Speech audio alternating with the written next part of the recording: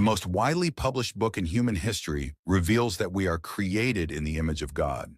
Throughout our human journey, each encounter is an opportunity to see the shared humanity in ourselves and others. Regardless of one's views on religion, each experience and each story weaves us together towards a common path. A path of transformation, a process of growth and understanding, a recognition that, at our core, we share a common destiny. What does the search for truth really mean in our lives? How can we find a sense of unity in a world so diverse and divided?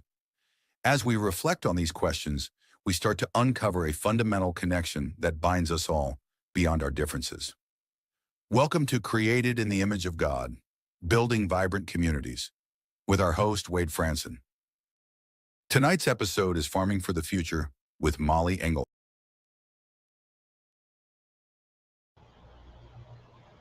Good evening, everyone. I could not be more excited about tonight's show. It's been an amazing journey these last couple of years doing this show. As you know, we've rebranded to that new subtext, Building Vibrant Communities. And along the way, my wife introduced me to Mollie Engelhart. Even as we were deploying the Royal Falcon Foundation, the Hillcrest Orchard Camp program that we do here locally, working with young people, and shifting our attention towards sustainable communities, agriculture, farming, regenerative farming. It's kind of ironic. My grandfather was a farmer in Sweden. My dad traveled to the United States because he grew up on a farm, and it's the last thing he wanted to do. While those city kids were having fun down at the swimming pool, he was weeding on the farm and he hated it. So he came to the big country in the West through Canada to America. And he ended up working on a farm initially because he didn't speak English. He was only spoke Swedish. But he eventually got out of that with a trade. He became an iron worker. And I went to college and studied theology, but now we're coming back to those roots and understanding the importance of farming in society and sustainable communities. So Mollie Engelhart is going through a challenging time, as you'll see over the course of the show tonight. So we've created an innovative mix of videos to celebrate her history out in California, and then a couple of live interview segments that talk about the current situation. She's now in Texas.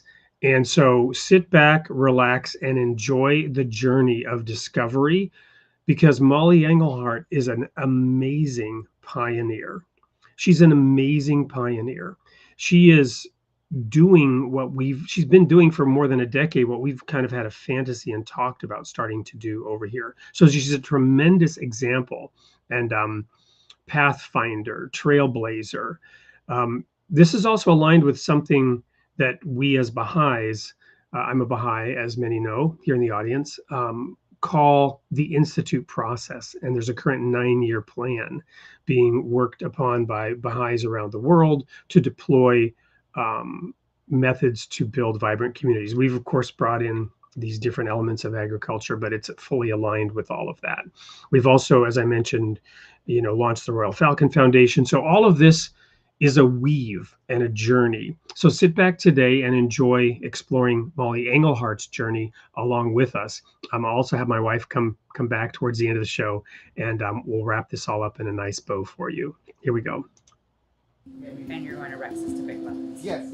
My name is Mollie Engelhart, and I'm the owner and chef of Sage Plant-Based Bistros and Breweries, and I also own this farm, Soa Heart Farm, with my husband here in Ventura County. And then Chris, Soa Heart Farm is a regenerative farm, which means that we're committed to drawing more carbon out of the atmosphere than putting carbon into the environment. We're bringing all the compost from the restaurants back and then putting it back on the trees and having it go back to the restaurants as produce. So what we grow here is a lot of avocados, a lot of oranges, a lot of lemons, and then we have about a ½ acre of greenhouse, and we're growing tomatoes and cucumbers and jalapenos, and then we have row crops, and we grow kale and Swiss chard and cabbage and those things right now, and in the summertime that will switch to squashes and peppers and eggplant. I don't want anybody to be short of boxes. When the COVID crisis happened, we shifted very quickly in the restaurants, and that took about a week. And then the following week, I had enough room to breathe, and all of a sudden I realized there was a need for the farmers, and specifically Ana Ayala and the Ayala farm. We were already doing the boxes, and so I asked them, do you guys want to do a collaboration box? And they were a little skeptical at first because it wasn't something they were comfortable with. So the first thing we did is I hooked them up with the Altadena Farmers Market, and the first week they got 200 orders. And they were like, we think we're onto something with this, Molly. You had a good idea. Let's do something together. And we have refrigerated trucks and vans and all types of vehicles and stuff that are not in use for the restaurants right now. And now we're delivering this collaboration box. And we have different neighborhoods we're delivering in, different days of the week, and it's going great. They are actually thinking that maybe by next week they're gonna be selling more produce than they were selling to Sage versus less produce. So this is our collaboration box with Ana Ayala Farms. This week it has dino kale, it has curly kale, strawberries, we have Hass avocados, we have Pinkerton avocados. So we do a pickup location in a neighborhood until we get enough people. Once we have 50 people, it's enough to pay a driver and go door to door. So we took this situation that is terrible and scary for everybody, and instead of just plowing our vegetables back into the ground or letting our oranges and avocados and lemons fall onto the ground, we saw an opportunity to provide something directly to people that are at home and afraid, and at least we can give them one little piece of our farm, the abundance we have here, brought to their door or to a pickup location.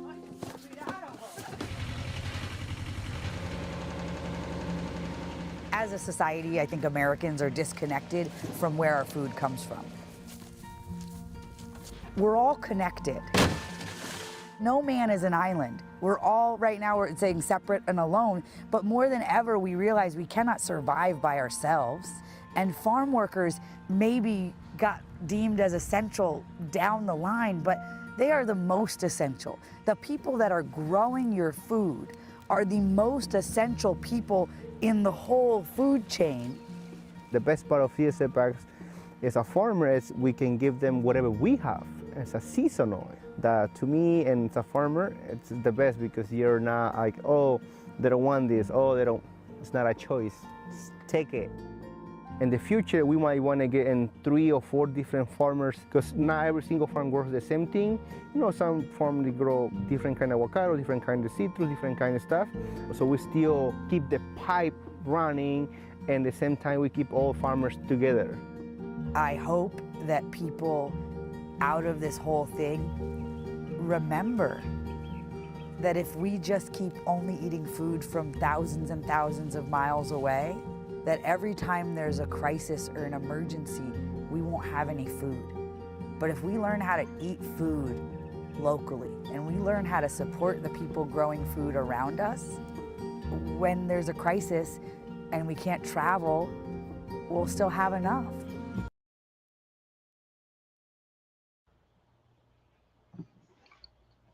Well, there you have a little bit of a sneak preview from the time of COVID. In a few minutes, we're going to go back in time to how Mollie established that Sage restaurant and began to establish that farm. But meanwhile, I've got my wife here, Angela, who some of you know from having been on several shows related to all of this. And we were talking right before this show about a quote that she came across from the Baha'i writings that she's going to share here. And we'll talk about that for a couple of minutes before we go to the next segment. You're on mute, Angela.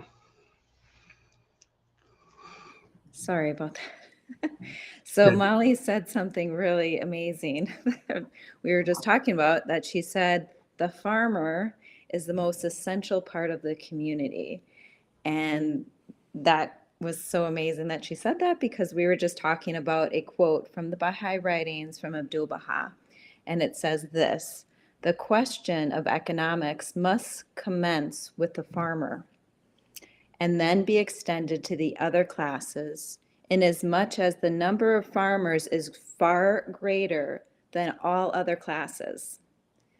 Therefore, it is fitting to begin with the farmer in matters related to economics, for the farmer is the first active agent in human society. So such a beautiful example Molly is. And wow, she said something that was almost directly from Abdu'l-Baha, in that the farmer is such an essential part, and what she's doing is such an inspiration to us all. She really puts me in awe every time I've seen her. I'm really inspired.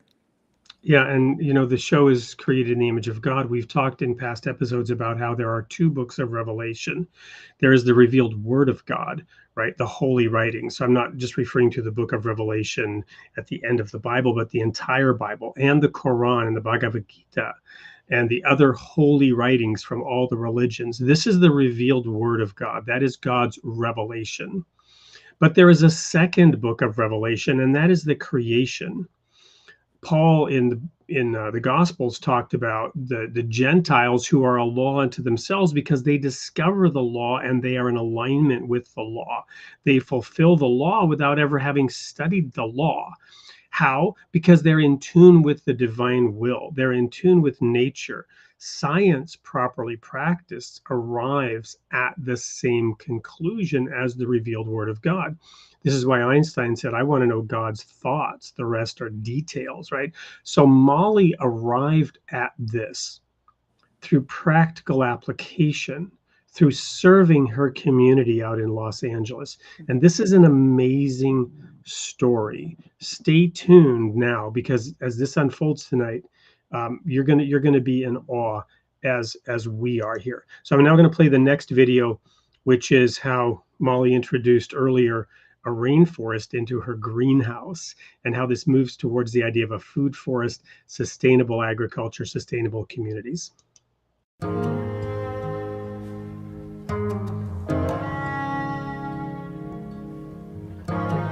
You guys have seen videos in the past where I put this rainforest into my greenhouse to keep my greenhouse cool because there's no electricity on this side of the farm. That was an expense, and these trees put out BTUs of air conditioning. They aspirate and they keep the ground cool for the production area over there. But we're also starting to get produce out of our rainforest. This is a big bunch of bananas coming down beautifully, and if you come back here and follow me through the jungle, there is another bunch of bananas coming out of this right here. It's another big, beautiful bunch of bananas, and if you come through here, you'll see there's tons of papayas on the trees, big papayas and little papayas. And then this is Cuban oregano or Mexican mint. You can see this is growing as a ground cover here along the edge of the rainforest here. And there's some turmeric as well growing here. And even over at the far end, we have pineapples growing. We're starting to really actually not only have an air conditioning with this rainforest, but also having produce being produced with this rainforest. And some things will be longer. This is a mango tree that we're gonna have to keep small that's growing here. And so as these papayas die out, the mango will fill this space. We have many different layers of this forest. It's kind of a permaculture swale inside of this greenhouse. Over here on the ground, we have comfrey growing. The comfrey is creating nitrogen and also bringing microbes far down to the roots. And we just did all of our soil tests, and actually our greenhouse had the best soil on the whole farm. You would normally think the greenhouse would not have the best soil because it's such an intensive area. But because we have this permaculture swale on both sides of the greenhouse, it's really causing tons of microbiology to be in the soil where all the tomatoes and the spilanthes and all the rest of the stuff is growing. Has amazing soil. We're also doing a no-dig program here on the greenhouse. We just cut the plants off and plant the new plant next to it, leaving all the roots in the ground. It seems to be working. Year 2.5. We put this in November, just about 2 years and 2 months, and this rainforest is doing amazing. So these spilanthes are looking a little sad because it's cold here. We're in the greenhouse, so they are still alive. The ones outside have already died. These are a plant from the rainforest and from Brazil, and the common name is the toothache plant. They're antiviral, antifungal, anti-candida. They make amazing tea, You can just eat them. It's kind of like a drug experience just for your mouth. It makes more saliva, it makes numbness, all different kinds of feelings in your mouth. And it's pretty amazing. It has so many different medical benefits, and you can also make them in cocktails. I know it's super popular nowadays to make cocktails, and they call it a buzz button. That's like the hipster term for it. The real name is Spilanthes, or the toothache plant is the common name. It's getting hard for me to talk because I'm chewing up the plant, but my kids love it. It's a must-do when you come to the farm to try it out and have that whole experience. People always think they're having an allergic reaction, like my mouth is numb and having a hard time breathing and talking, that's part of it. You just want to eat little by little when you're new to Spilanthes. Once you're used to it and you know you're not gonna die, because you're not gonna die, you can just chew it up and swallow it like I am, but then you might have a hard time talking. This is awesome medicine and awesome fun.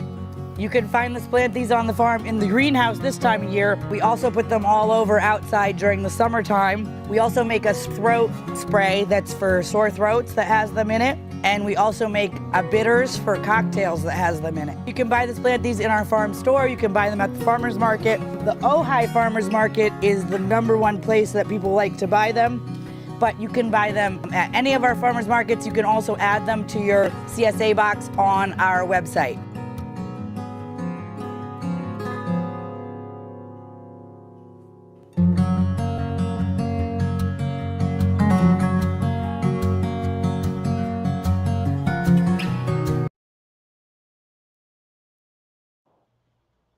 So Angela, I know that's the first time you're seeing that full video, but you can see now why I was so excited in pulling this show together, because of what we're trying to do here. And the fact you and I met out there where Mollie is working, right? Ojai, and she talked about Altadena Farmers Market, right? I lived in Pasadena. Altadena's next door. You were in Studio City. So we know that area. We know that it's an urban sprawl. And we had no idea there was a person like Mollie, you know, practically next door behind some of these cool, really cool restaurants, and how and why she was doing what she was doing. Yeah, it's incredible what she's doing and what she's done with the diversity and what she created with, to me, God's creation, right? She's taken these amazing plants and put them all together, created the soil, no digging to make sure she protected the roots. She was carefully thinking it all out, and also had this medicine, which I thought, oh, I would like to try some of that, because I'm all about trying natural remedies for the kids. That's kind of my thing. So I was loving that part of it. Yep. And, you know, we've talked about turning part of our property into food forest and having a long-year plan. We've debated, you know, whether we should have corn. We're going to now go to the next segment where she creates a food forest. This is a little bit longer video. So it's about 9.5 minutes. Again, sit back and enjoy, and we'll continue this journey with Mollie.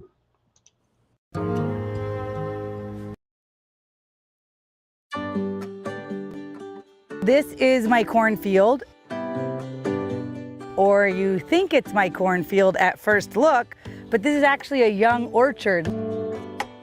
There's a whole row of Eureka lemon trees that go straight back here.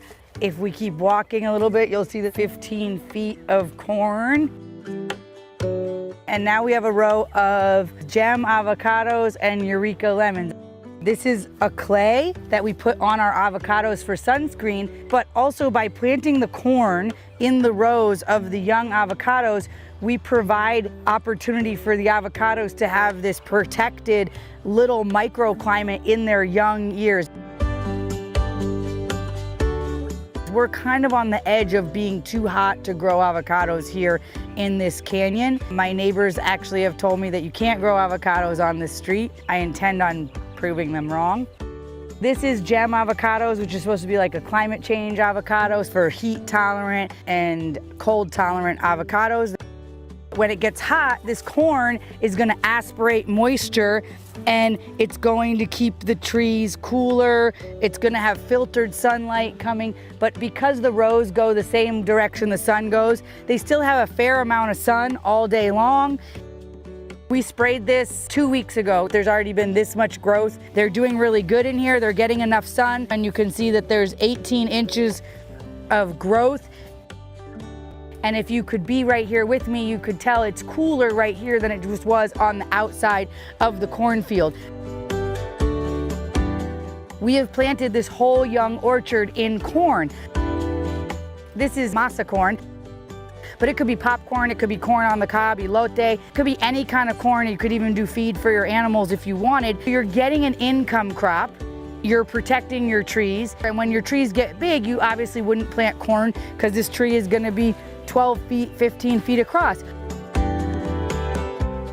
But right now, there's that space for this tree to get 12 or 15 feet across and nothing in it. Instead of just waiting for 6 years till my avocados can make me money, I'm gonna make money in the interim with corns.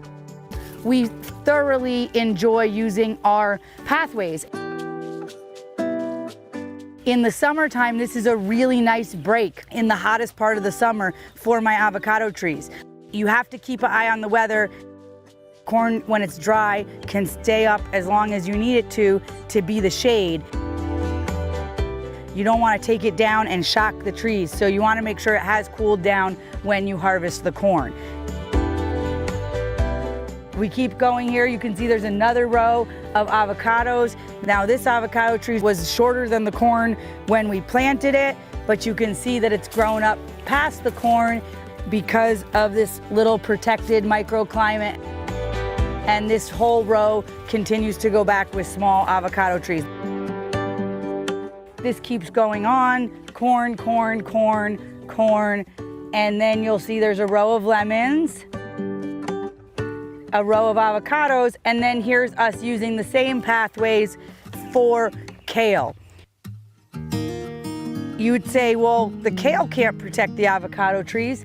Well, it doesn't protect the avocado trees from the direct sun like the corn does, but this is all gonna aspirate moisture. The temperature in the shade, the temperature in the sun, the temperature of grass versus the temperature of bare ground, they're all different. When you have a plant aspirating moisture underneath a tree, it could be a 5-degree differential or more, and that is still protecting those trees. There's purple kale, dino kale,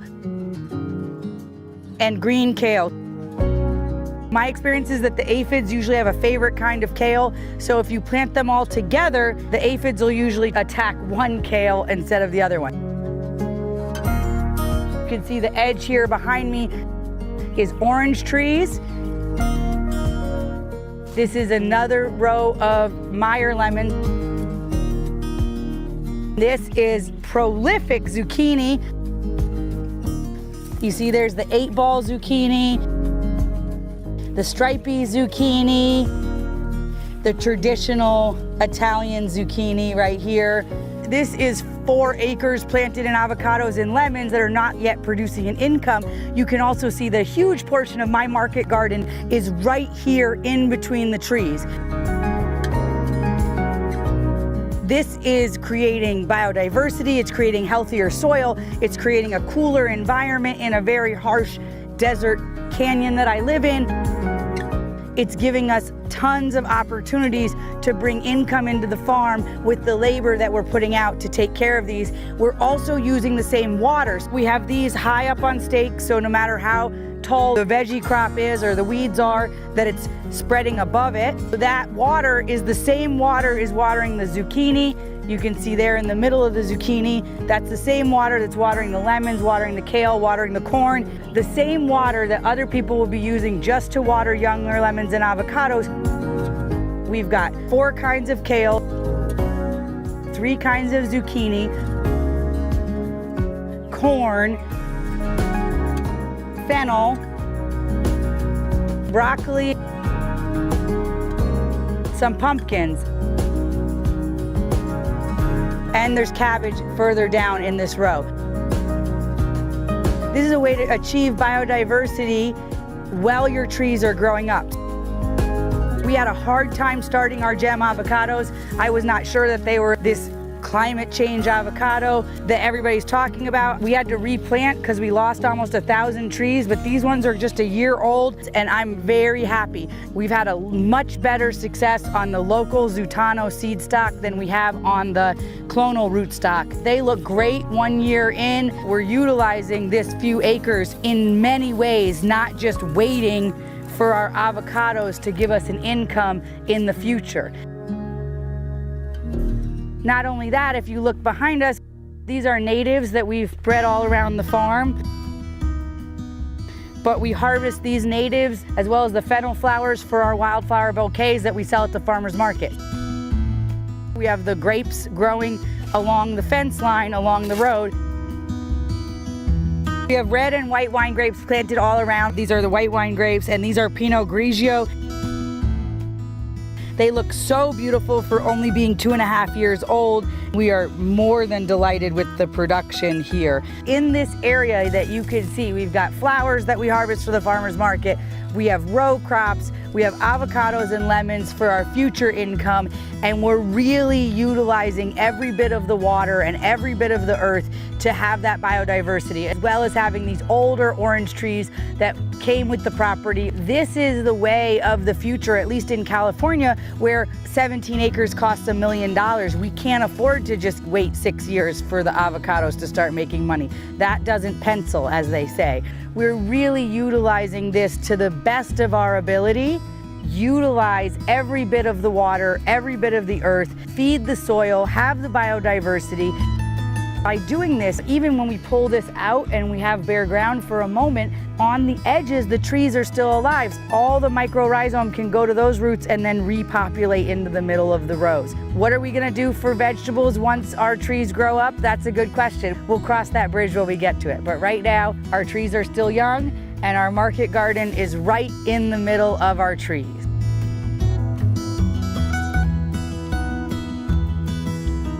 To sum it all up, when you're waiting for a tree crop to give you a harvest that could take 5 years, there's multiple reasons why you would want to grow row crops in between them. This is an awesome way that we are sequestering carbon, building soil, diversifying our income, diversifying our crops. It just makes sense. I'm really excited about how well this is working out. This is the first year that basically every row between every trees has been planted. And I hope that you learned something from this video, and I hope that you will like, follow, subscribe, comment below. Let me know what you want to know about. Let me know what I could be sharing with the community out there, because I essentially am just here grinding along on my farm. I want to share the information that people want. Ask me questions, and let's be in community together.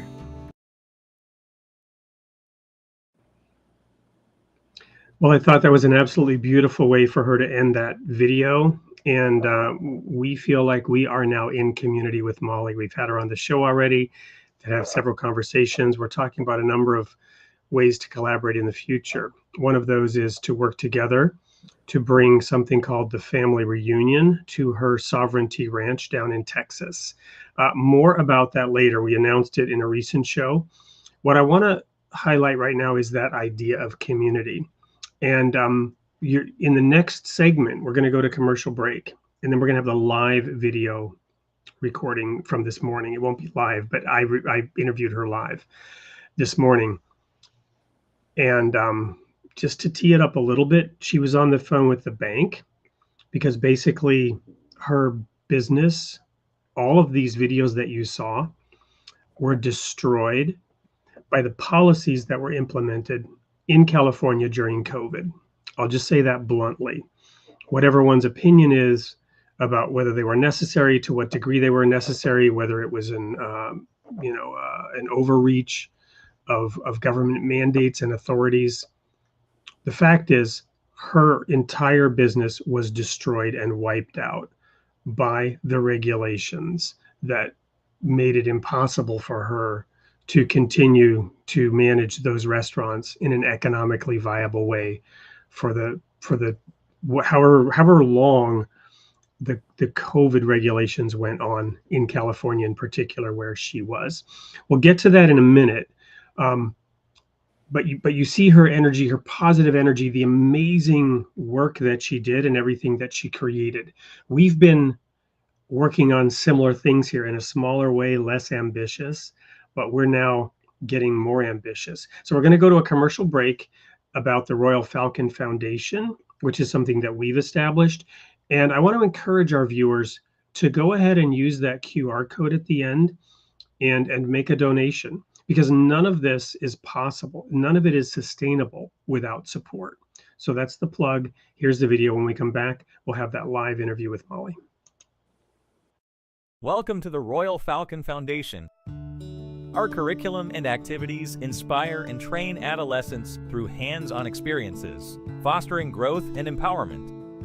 Through immersive and challenging experiences, we shape young minds to think independently and develop their leadership skills.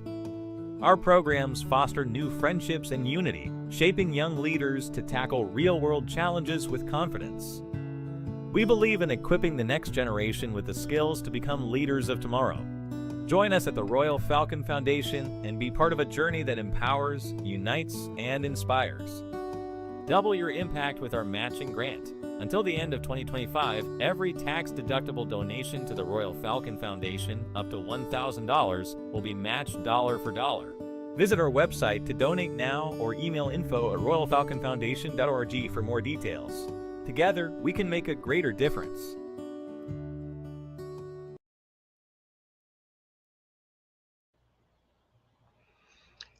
Thank you. I do hope you will consider donating, and we'll use that QR code to do so, or reach out to info@royalfalconfoundation.com, and we'll get you more information. You can visit the website, see actual videos of the camp programs and whatnot.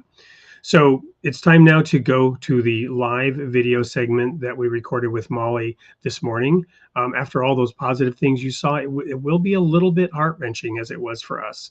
Here we go. Hey everyone, it's Wade Franson. I'm here live in the studio with Mollie Engelhart, who, by the way, I didn't notice when we first started communicating, but your email is Engelhart. Is there a backstory there behind that? Because I think it's descriptive and true, but I want to hear what the story is behind that email address. So Engelhart is my last name, which means heart of an angel in German. And when I was younger, I was a professional poet. I toured all around the country, and everybody had like some hip hop name, some poetry name, and I decided to do Engelhart at Mollie Engelhart to be my stage name. And then, funny thing is, my mom divorced my dad when I was 23 or 24, and she didn't want to go back from Engelhart to Pizzolo. So my mother legally changed her name to Engelhart. So now I have a father with the last name Engelhart and a mother with the last name Engelhart. So that is the backstory on my email address. That's amazing. And when I saw that, I immediately knew, because I lived in Germany for 10 years. I'm fluent in German. So I'm like, oh, yes, of course, Engel. I never made the connection between angel and Engel. Anyway, so that's wonderful. I think you do have the heart of an angel. And right now, though, you're kind of going through hell in a way, right? You've got a situation that's still sort of being resolved from your time out in California, where you successfully grew these restaurants, but had to leave due to the extreme pandemic lockdowns that basically destroyed many successful businesses, particularly restaurants who had to conform to all these crazy requirements that kept changing and caused enormous expense and disruption. So what can you share about what you're going through right now? On Sunday, we closed my last 2 restaurants in Los Angeles. 14 years we were in business. So it's a big loss, even though it's just a business. It's not a person that you're losing. It is, you put your heart and soul into it. It is relationships. I had a employee call me last night, and he's in his, I would say, late 50s, early 60s.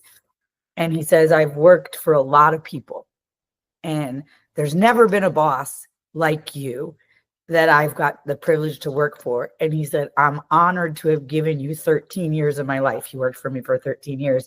And so it's not about the money, and it's not about the vegans or regenerative or the bureaucracy in California. All those things impacted my ability to do business. But it's about the people of California and that employee and all my other employees that are living in this place where it's getting progressively harder to have businesses run. It's going to impact everybody. And I'm vacillating right now between anger and disappointment, and that I was in contract for $25 million for my restaurants in the end of 2019 going into 2020. And that deal fell apart because of the lockdowns. And so in some ways I feel I was robbed of something I deserved. I worked really hard and I built something up to something very successful. And now it's closing and there's liens and there's not enough money, and it's the opposite of the end that I wanted. And so I can focus on that. But I have a husband that I met in that restaurant, and I have 4 beautiful children that came from that marriage. And I have a family of people that have dedicated themselves to that restaurant and my family for the last 14 years, or different parts of that 14 years. And I think, like all of us do, when there's a loss, we vacillate between grief, anger, and gratitude. And so I am consciously training my mind to stay in the space of gratitude. And it's hard right at this moment. This very moment is a little hard for me. No doubt. And, the title of this show is Created in the Image of God. And I want to tie this in and go deeply personal here for a moment and say that there's a verse that is comforting to me in times of trial, in which God says he chastens every son whom he loves. And of course, this applies equally to daughters, right? And that means that when we go through these hard times, and you have children and I have children, right? And we work with our children. And so we can sense the divine heart, because it's the same heart that we have for our children. And when there are these trials and troubles and challenges, right, the love just grows. So God says he chastens every son whom he loves. And so I would say God loves you very, very much because of the extreme pressure you're under. But diamonds are forged under pressure and heat. And there is a purpose and there is a plan. And a more glorious plan. And what I'm about to say now is not political at all. So just to caveat that, we just talked about the personal. Let's talk about the societal. We are going through an evolution as a species, right? We are trying to emerge into a more cooperative global species. And the progressive side, you mentioned something about progressive, and you didn't mean progressive, but use the word progressive when you talked about your restaurants. That's a political term, but progress, right? As we seek to build a better civilization, there's all this stuff about climate change and you mentioned vegan and everything you're doing, but we're trying to evolve so that we take better care of the planet as a whole and the people on that planet, right? And what I'm getting at is there's a sense of betrayal from the promises of the progressive movement, the way in which the progressive side of political action seeks to solve these big global problems. There's a whole lot of virtue signaling. In the end, a lot of it doesn't work, and the catastrophe that you experience personally, it's across the state of California and other states that chose that particular course of action in their efforts to try to solve these societal problems. But I heard you were on Fox News today. There's a conservative side of things where the solutions that are being proposed to these same problems look very different. And these two different sides are proposing different alternatives to solve it. In my view, each of them has some truth. Each of them has some validity, some merit. But we need to figure this out to improve the situation for the whole species and the whole planet. How do you react to that sort of perspective? I think that it's an interesting time that we're in. I actually just wrote an op-ed in favor of RFK being nominated as HHS secretary. I don't know where it'll be placed yet, but I was in the inquiry of, I was a vegan chef in Los Angeles for the last 14 years, right? And so my sphere was very liberal. I'm married to a man that walked here from Mexico without papers. I'm an organic farmer, an environmentalist. Nobody could argue that. And so I felt that many of these issues were issues of the left. And what some interesting, weird thing has happened through the pandemic, through the resistance of government overreach, which is what the right is often resisting. The right said, well, no, I'm not going to take that vaccine, or I'm not going to be shut down, or I'm not going to wear a mask, as not necessarily because they were educated about vaccine safety, which I was, and I was on the left and I actually thought it was a white left kind of upper middle class hippie woman, mama bear thing to be anti-vax. And I don't like that term, but to educate yourself and decide what pharmaceuticals you want to administer to your children was a kind of liberal white mama bear thing. And then all of a sudden it wasn't. And it was and then we had this weird transition that happened where I say my Tesla goddesses are calling for more fluoride in the water and more vaccines and more chemicals in our food, because the scary orange man is talking about taking chemicals out of our food instead of seeing it as a win for humanity, that we have a pathway where we both agree. Like, the left has carried the healthy food movement for the last 20 years, 100%. So now that the right is on board, we can make some real meaningful change. But instead, I'm watching the left go like, oh, well, that's government overreach and that's interference and that's, regulations. I thought the right wasn't into regulations. And if I want to give my kid red 40, I have every right to. Like, yes, you do. But why don't you add the red 40? It doesn't need to be in the food. You can add red 40 if you want to give it to your kid.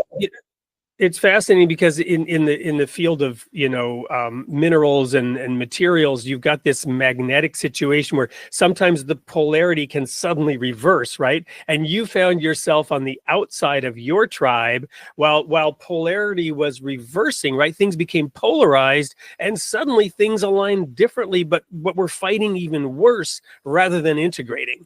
And to me, that's what doesn't make sense. Like, for me, I'm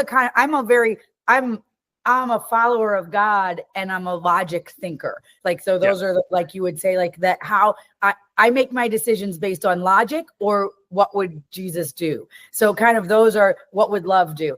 Those are the ways I make my decisions. And so when I'm looking at these information emerging, and I mean, I even use the example of Tucker Carlson.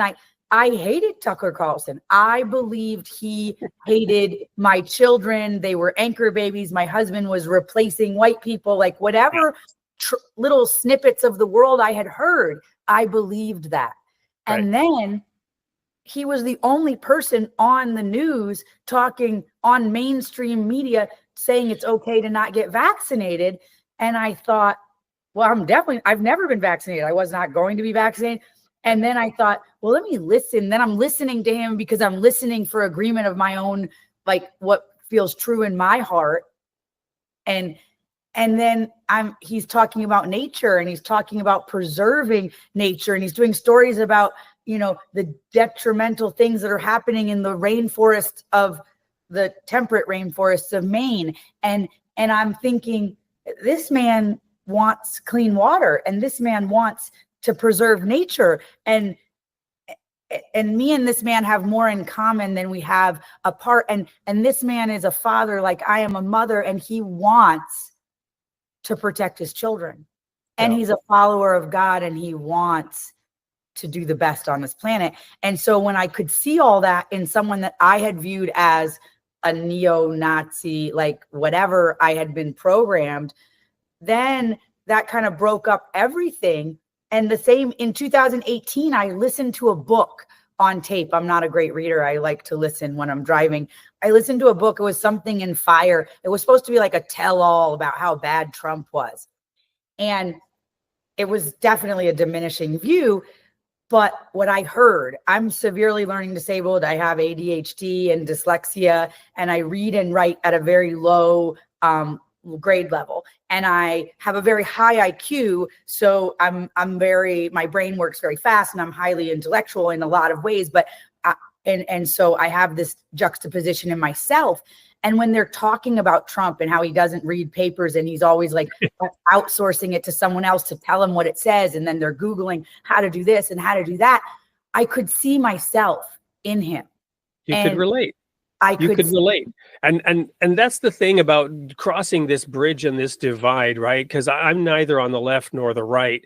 I want to relate to all sides, and can't we all just get along? That's a middle child syndrome, victim of divorce and kidnap. I was kidnapped as a child in a domestic kidnapping situation, smuggled out of the country. So at this heart and core, I want to bring it back together. I want to pull the pieces back together and integrate the fragmented, egos and situations, right? So that relatability is so important to not judge the other person negatively, right? The whole book of Matthew, we can talk about this another time, is about judgment. And it says when the Son of Man comes in his glory, he will judge the nations.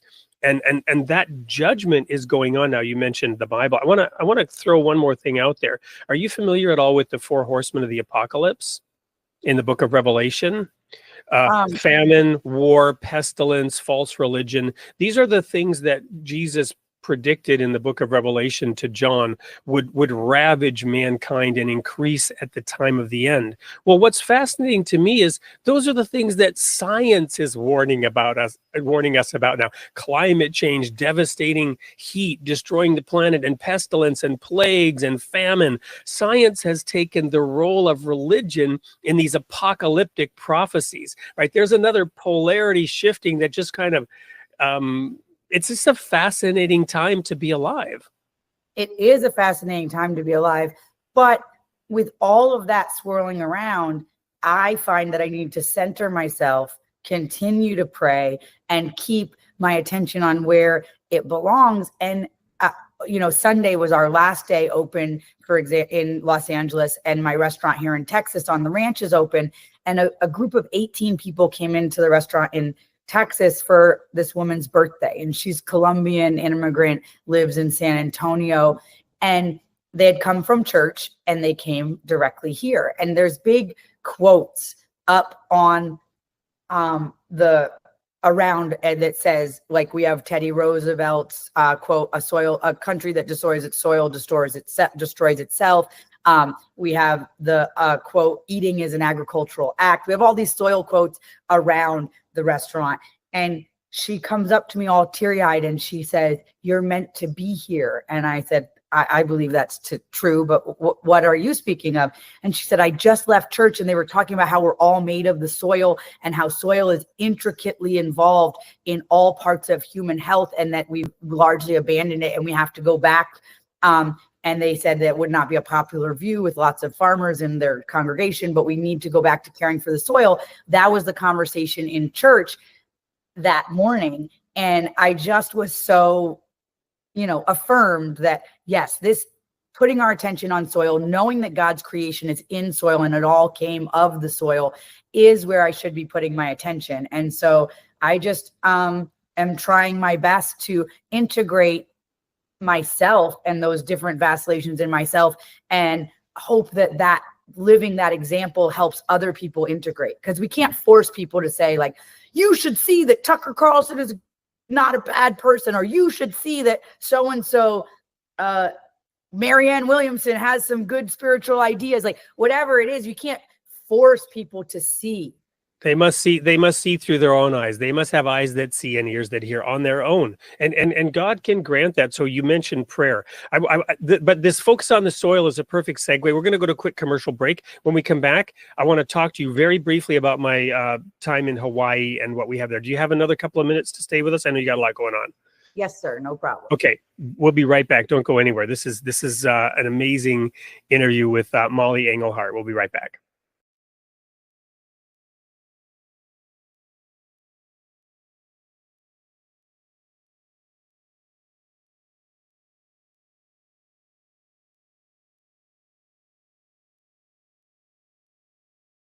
Slight technical challenge there. Thought the video would end by itself. I had to go end it, and I took myself off mute. Angela, if you could do the same.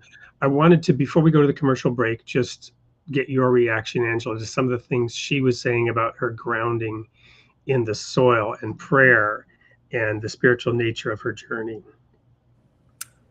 Well, something that stuck out to me was more of the confirmation that she got from the woman, that she's on this path, she's on this journey, she's being tested and trialed all through it, but she's still relying on her center, on her core with God.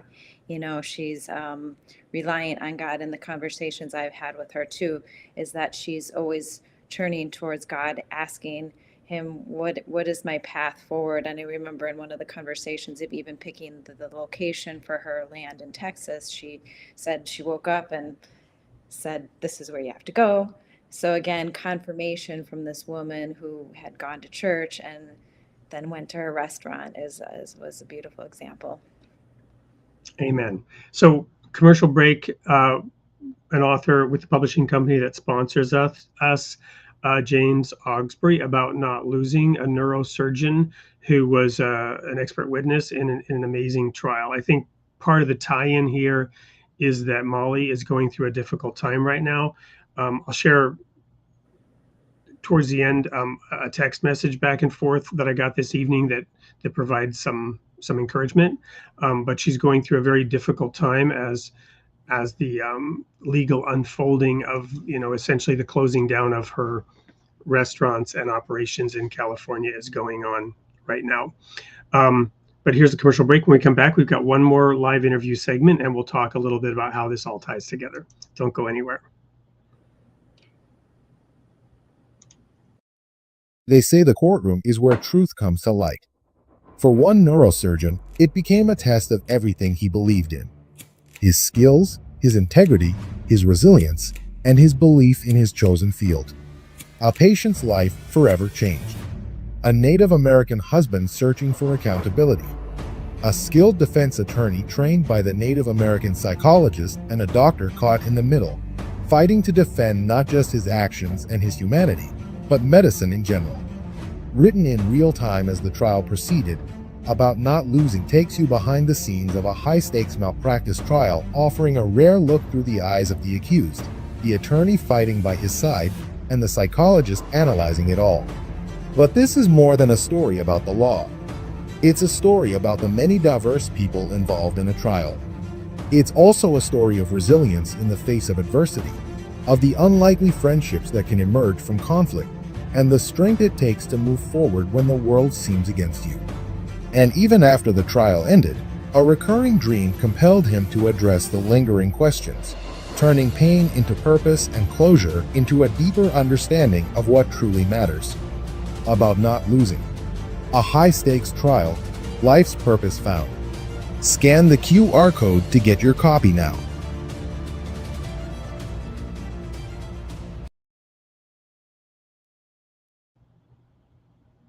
And again, we want to encourage you to take advantage of some of those things that are shown here. The opportunity to participate in the Royal Falcon Foundation, support our sponsor, the publishing company, the authors who are behind this show as well. I believe James Augsbury, the author of that book, is in the audience. He came to me, I don't know, a year or so ago about this manuscript because I'm an author and publisher, and I connected him with Cameron Cowan, the director of publications for Something or Other Publishing, to work through the editing, and very excited to have been a part in the production of that book that will be coming out here shortly and is available for pre-order now. So we're going to go now to the last recorded segment of the interview with Mollie. And right after this, Angela and I will tie this all up in a nice little bow as it relates to our recent trip to Hawaii and where we are going in 2025.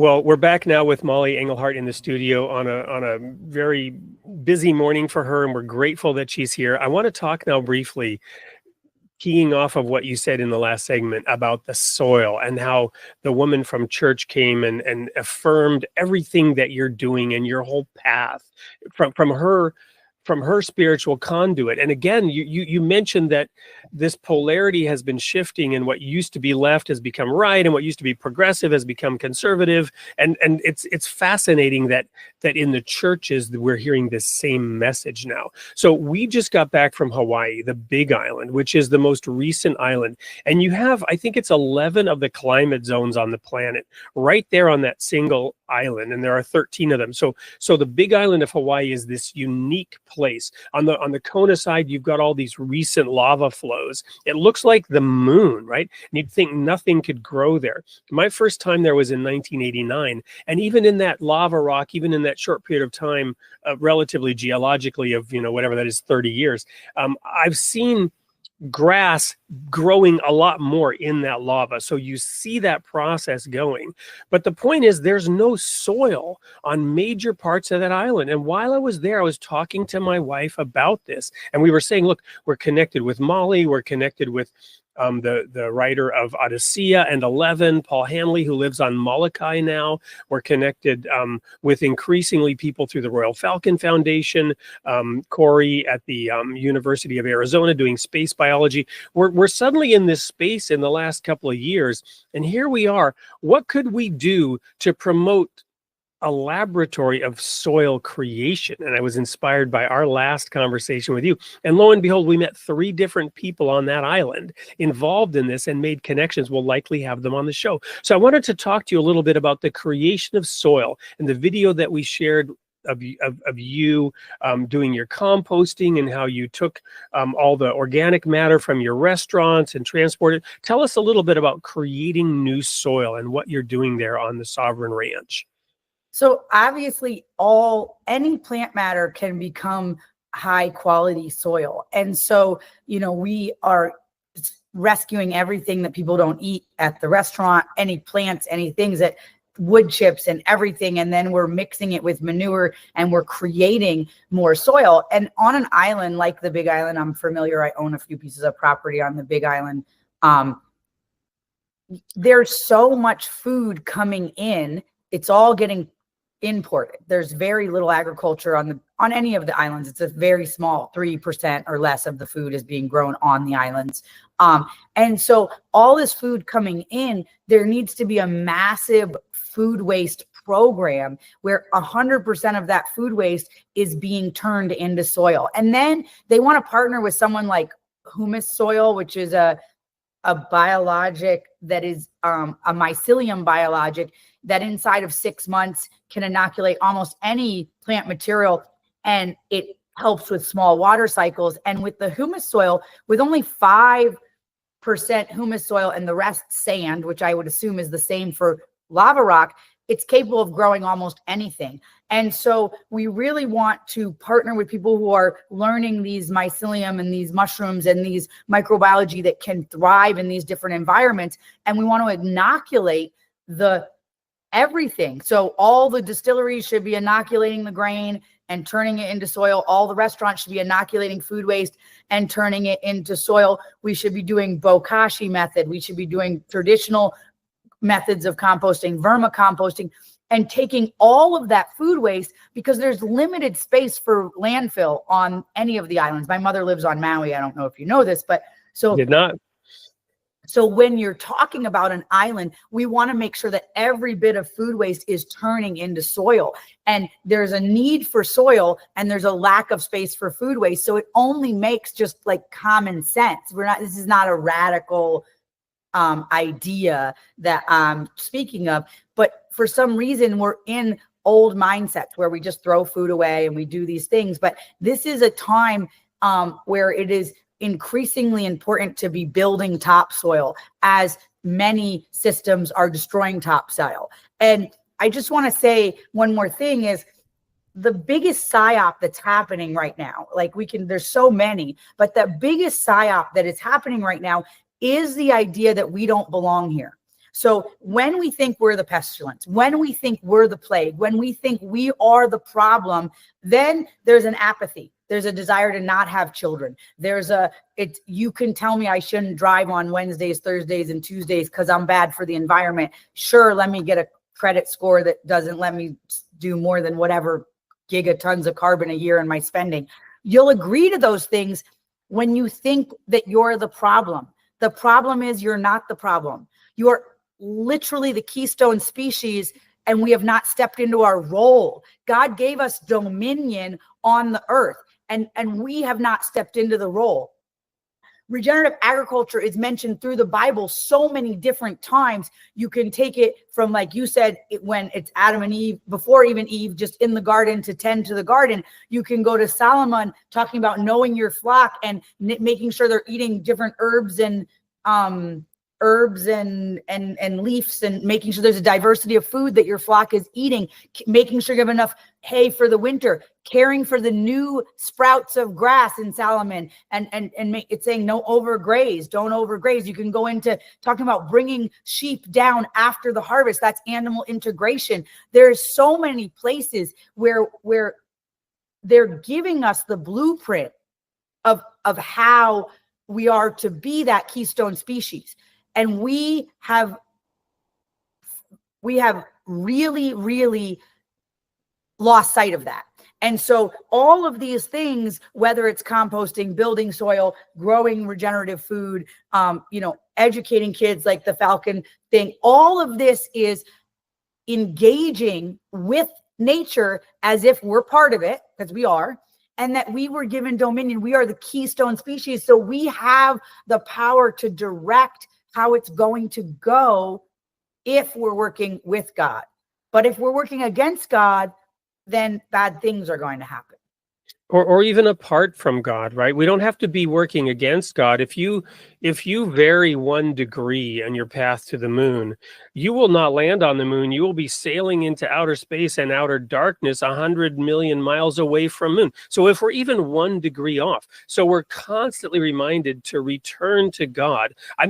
I'm astounded at your eloquence and knowledge, and I shouldn't be, Mollie, but when we first connected, I was so excited by the fact that you are so grounded in this soil creation. But it's so heartwarming to hear you expound all these principles, and I feel such an affinity because these are exactly the things that I've been familiar with my whole life. Going way back to my theology degree and the particular angle that we took. There's one more little item you may be aware of I want to point out for the audience. The law of Moses says you were not supposed to harvest the corners of your field. You were supposed to leave them so that the people around you could come and glean, right? And it's this sort of rapacious greed to try to squeeze the last blood of out of every, it's a zero-sum mentality, and like you gotta process every last little bit of it. And even that little principle can be applied in a million different ways to create community. And for those who, at all levels of society, whatever your wealth level, your assets, your contribution, your family size, building a community of all these diverse people. Yes. And the thing is that we are creating a society of people that is giving up, that doesn't want to step into our role and does not want to take dominion because we think we're the problem. And of course, if you're told, even in my kids' cartoons that they're watching, they're being told, we are destroying the ocean, we are overfishing, we are the problem. And in that, my kids, I hear him say, when I get big, I'm going to invent a robot that can clean the whole ocean. Like, he's thinking that we're the problem because he's being programmed that way. And that's why I try not to let my kids watch very much television, because even when you think you're managing it very well, there's subversive conversations that are in everything. And the underlying message is literally, we don't belong. Nature is good without us. And we are the problem. And so I want to circle back to Hawaii, because you probably saw me beaming in the little window here while you were talking, because we booked a snorkel cruise, and literally on the way there, my wife and I were talking about this whole thing, and I was getting very inspired and animated. And I said, you know, I feel, Angela, like we're destined now that we're here on the island. Of course, this is vacation mindset. You know, it could be just a fantasy, but I feel like we're supposed to do something here in Hawaii. And the kid said something in the background. I said, yeah, it would be nice if we like had a sign or something that would give us an indication that this is true. And then, you know how sometimes when the clouds part a little bit and you literally see the sun rays come down in this glorious, you know, distinguished shafts of light coming down. Literally, when I said that, the clouds parted and the sun broke through and streamed right in. I'm like, there's your sign, kids. There's your sign. And we laughed about it. When we got on the boat, the captain of the boat, I was talking to him and I says, well, what are you doing, you know, other than captain? He says, well, I can get 40 hours a week as boat captain in 3 days. And then the rest of the time I do other projects. I'm like, what other projects? And he said, well, I have this plot of land and I'm doing some farming. Turns out he's got a koi pond and he's putting nitrogen back in the soil, and he's doing the same thing that you're doing there in Texas. And this is one of the people, literally the captain of the boat that we were going to, when I said, we just need to connect with people here on the island and figure out, because I'm sure there's some people here doing this. And then I learned that you have property there and your mother lives in Maui. I'm like, okay, maybe it's not just a fantasy, right? Maybe we are being divinely guided. And to that point about praying, getting connected with the soil, and another aspect of the soil, it's humble, right? We walk on it. It's humble and it lives to do nothing but serve us. Yes. And if we have that same humility, that's when God can give us what we need. And Mollie, you're going through a humbling time, I know, with these restaurants. And but I got to ask in that context, one last question. I know you got to go, but are you? It sounds like you're connected with Sasha Stone, and you've read her blog. You know who she is?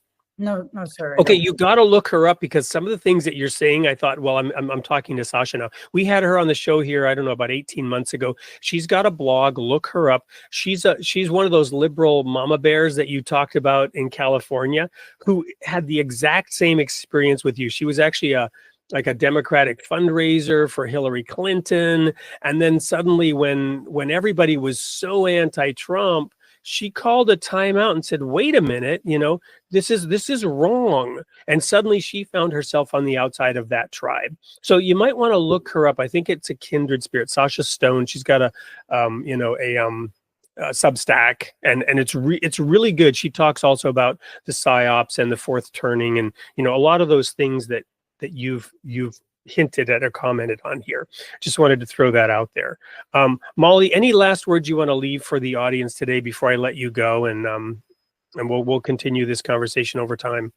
No, I think that, you know, he who sows generously will reap generously, and so we just must continue to give of ourselves and sow the love that we have inside of us, even when it feels in the moment like we're not reaping what we sow, that it's just a momentary feeling. And so just continue to give your gifts in the world and never stop, because that is the most important thing, is that we sow generously to reap generously, but don't sow generously to reap generously. But that is the nature of the universe. That is the nature of God. And that is the nature of nature.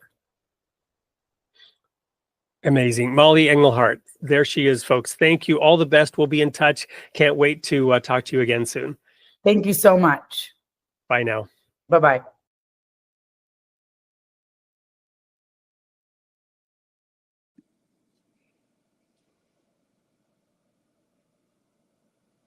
You're on mute. You're muted. What a tour de force through Mollie Engelhart's journey. Her last 15 years through the establishment of very successful restaurants out in California, farm to table operations, transitioning it to serve her community during COVID, but ultimately experiencing failure because of the government regulations that made it impossible for her to continue to succeed as a small business owner. And now out in Texas, recreating this with the Sovereign Ranch. We'll talk in a moment about a collaborative effort that we're going to be working on with Mollie. But Angela, you've now seen much of this material for the first time, although you've been connected with Mollie, talking to her, interviewed her before, but the specific information that's being shared today is new to you. So along with the audience, what's your reaction to all this and you know our time in Hawaii that we recently had and all of these things? I know you like to prepare your thoughts, but I'm asking you to maybe provide a sort of spontaneous reaction to all this today. Again, I think what she's doing is so inspirational. Being a farmer is such hard work. What she's doing and trying to, again, go against the grain a little bit, trying something different, something new is so inspiring. And she talked about kind of us being the problem. And I thought of when she was saying that, how integrative forces, versus disintegrative forces, and how coming together, working together with people, again, from diverse backgrounds. And I feel like that's kind of what the path we're on is, trying to reach people who are trying to do some of these things, again looking to the Word of God. She spoke of the Word of God through the Bible. We talked about the farmer being the first active agent of humanity, right? And so this guidance is guiding her in her life, guiding us in our lives, trying to stay within that alignment. Yeah, another verse that kept coming to my mind over the course of the day, doing the interviews earlier today and now the show, is Jesus' statement, "He that is faithful in little will be faithful in much." So wherever you are, whatever your circumstances, right? Um, Maybe thinking about getting a couple of chickens, right? We got chickens here. Those chickens are a good place to provide some of the food scraps if you're not in a situation where composting and creating soil makes sense. You can have a little garden in your room or your balcony, your window in your balcony to get connected to that soil. If you have a little flower bed, a little yard, plant something that's of use, that is not just like consuming resources the way grass does, right? But rather something useful to get you and your family, your loved ones connected to that sense of growing from the soil. And Angela, if you could read the part of that quote again that talked about farmers being like the largest class. Do you still have that quote handy there? Yeah, I'll read it again. Okay, it says, "The question of economics must commence with the farmer and then be extended to the other classes, inasmuch as the number of farmers is far greater than all other classes. And then, therefore, it is fitting to begin with the farmer in matters related to economics, for the farmer is the first active agent in human society." So that was absolutely true globally when Abdul Baha wrote it, right? You and I have talked about how in America, and you may have the numbers in your head, the percentage of people who were farmers or who at least were growing some of their food back, 70 years ago, 100 years ago in this country. Well, Dr. Zach Bush has a website and promotes regenerative farming, gardening as much as you can. He has a mission, and he talks about in 1945 or in the 1940s, I believe, there's approximately close to 50% of Americans growing their own food, and currently the statistic is less than 1%. I think it's like 0.1% of Americans are currently growing their own food. This is a massive unnoticed shift. A lot of the problems that we see, a lot of the lack of sustainability that we see are having deviated not just 1%, from our path to the North Star or path to the moon, but by significant degrees, such that used to be over half the people were in conformity with that quote about the farmers being the largest class and the first active agent. And today we're so far off that it's almost unimaginable, and it's not sustainable. Yeah. It's not sustainable. We didn't have this in mind when we moved out of the city and onto this plot of land, but we've sort of stumbled into it, and it's becoming increasingly clear how important this is. Going back to that quote by Jesus, he that is faithful in little will be faithful in much. It's a parable that talks about the divine rewards that will come from those who follow Jesus' guidance, which was, why do you call me Lord, Lord, and don't do the things that I say? For Baha'is, Abdul Baha is called the perfect exemplar, right? The perfect example of following the will of God, of following the law of God. And this is what he did, right? As we had Paul Hanley on the show, the book Odyssey, he helped build a farming community in the Holy Land, turning that desert into a blossoming rose. And he was knighted for it by the British Empire. We shared that story recently. So we're wrapping up now. The one thing I want to mention is this collaborative project. We recently had Makai Abdus Salam, a Muslim imam, on the show. He's the founder of the Interfaith Library, and he has this idea about the family reunion. We just talked about it. Well, Mollie's been asking us to come to her ranch and create a Bible retreat. And I submitted the idea to her today after the interview. Well, are you okay with that being interfaith, right? And because Makai wants to do this family reunion, Muslims, Jews, and Christians, but also other religions, and she said, "Oh, that would be awesome." So Mollie is all in on the idea. Makai was saying, "Well, we'll have to figure out where the location is." He's thinking 2026, but with Mollie on board, maybe we should target doing that in 2025. The family reunion of religions. What are your thoughts on that, Angela? Sounds awesome to me, to come together with a diverse group and to learn from each other through our different paths. Again, we've talked about this in our recent interfaith. Nobody owns the truth, right? We all have a piece of the truth, but coming together, consulting, learning from each other, we can grow and expand on our own journey. Awesome. So noted here, we're going to work towards making that happen in 2025 if possible. One thing remaining, we are slightly over time. I mentioned my sort of vague New Year's resolution to try to end this show on time. We went a little over time today. We had a lot of content. But the last remaining thing is to provide the sneak peek into next week's show. Angela, thank you for being with us. Before we go to the sneak peek, we'll conclude right after that. Any last thoughts to leave the audience tonight? Thanks for having me. It was a pleasure, and I learned a lot from Mollie, and I am excited to work with her in the future. Awesome. Here we go with the sneak peek for next week. Hope to see you all there.